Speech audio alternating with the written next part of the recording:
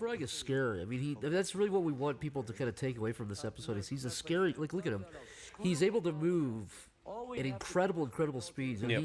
he's kind of just a man of impulse. Well, we always say, like in the Smiling Friends lore, and we talked about this a lot while writing, Yeah. early in our writing era of Smiling Friends, that there's different species. Yep. So you've got critters, you've got like which Pim, Charlie, and Glep and Alan are. Yep.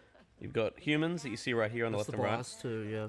You've got the Enchanted Forest fantasy creatures, Mythical. like the witches, the mythical creatures, Yep. like the goblins and everything. But there's a fourth Which is just like category miscellaneous. that, yes, right? that Mr. Frog falls into. And we said he's a demon.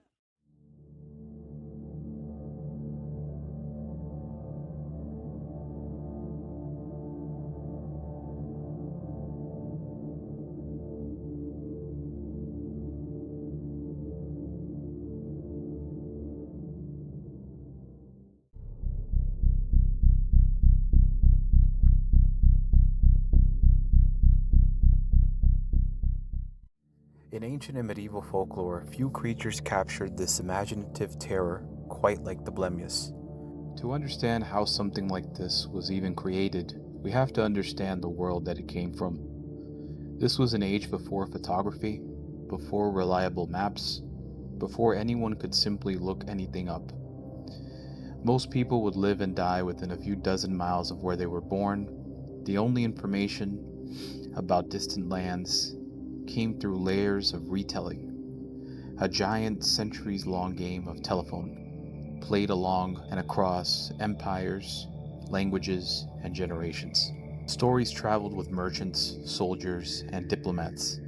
A local tribesman in the deserts of North Africa might describe something unusual to a Greek trader.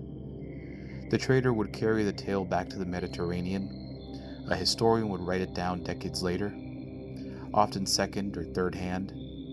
Then a Roman scholar would compile it into an encyclopedia. Monks in the Middle Ages would copy and illustrate those texts, sometimes adding details they believed made the story more true or more morally useful. Each step added distance, both physical and imaginative.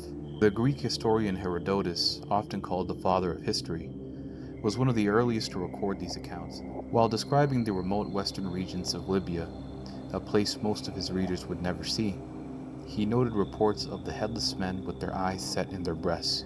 400 years later, the Roman naturalist Pliny the Elder took these inherited stories and gave them lasting shape in his massive work, Natural History.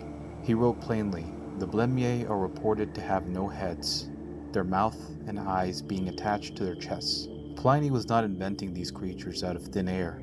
He was organizing and preserving information that had already traveled through multiple languages and cultures.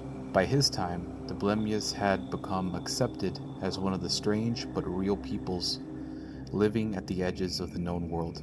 There may even have been a small kernel of real-world observation buried under the layers. Historians have noted that an actual people called the Blemmyes lived in the region of Nubia and the eastern desert. Some scholars suggest the legend could have grown from seeing warriors who fought in a crouched position, keeping their heads low and protected behind shields, a posture that from a distance or through poor translation might have been misremembered as having no heads at all. This is the strangest part of the character. Mr. Frog's mother seems to be a headless being, but his dad is an adult human man who has painted himself in the same shade of green as his wife, perhaps in an attempt to be like her. The father wears no shirt or shoes and wears the same odd kind of shorts/jeans that Mr. Frog wears. In my opinion, whatever happened between this union feels morally indefensible to me. It could be the reason why Mr. Frog became so crazy. I feel that the father went looking for a headless being because of everything he read about them. Maybe he became obsessed with them and created something that didn't exist. Similar to how the Romans created fantastical stories about a real group of people in Africa, Mr. Frog's father strikes me as a person who did the same. It stands to reason that Mr. Frog's mother is probably a real frog, but Mr. Frog's father sees her in a completely different way. If we track Mr. Frog's life through the montage provided to us after eating the hallucinatory bug, Mr. Frog became crazy. I feel he realized that something was terribly wrong about his life. To me, it seems that he wanted to be a frog, but was constrained by the projections created by his father and society as a whole.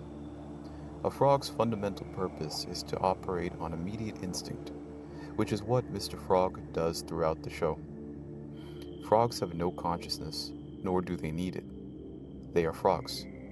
Their literal purpose is to eat bugs, watch for predators, and take care of their kids. This kind of lifestyle is simply incompatible with being a human, which is why Mr. Frog appears like such a raving lunatic. He is trapped between two worlds. I've said it before, and I will say it again. The most dangerous place for black people to live is in white people's imagination. I provided that quote by D.L. Hewley because it encapsulates the whole premise of this video essay. Your imagination can create horrific monsters that don't even exist. I view Mr. Frog as a manifestation of racism. Despite being this, Mr. Frog still believes that something is off about his life. He believes this because he knows that he is not some kind of horrific beast. He is just a frog. Thank you for watching. If you enjoyed this kind of content, please consider subscribing.